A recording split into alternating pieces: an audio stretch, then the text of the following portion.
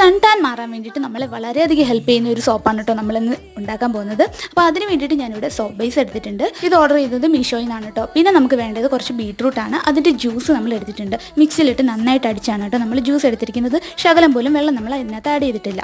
അപ്പോൾ ഇനി നമുക്ക് അതിലേക്ക് ആവശ്യമുള്ളത് കുറച്ച് ഗ്ലിസറിൻ ആണ് കേട്ടോ. നമ്മൾ മെഡിക്കൽ സ്റ്റോറിൽ നിന്നൊക്കെ വാങ്ങിക്കില്ലേ ആ ഗ്ലിസറിൻ. പിന്നെ നമുക്ക് വേണ്ടത് റോസ് വാട്ടറാണ്. അപ്പോൾ ഒരുപാടൊന്നും വേണ്ട കേട്ടോ, വളരെ കുറച്ച് മതി റോസ് വാട്ടറും ഗ്ലിസറിനും ഒക്കെ. അപ്പോൾ നമ്മൾ ആദ്യം കട്ട് ചെയ്ത് വെച്ചിരുന്ന സോപ്പ് ബേസ് നമുക്ക് ഒന്ന് ഡബിൾ ബോയിൽ ചെയ്തെടുക്കണം.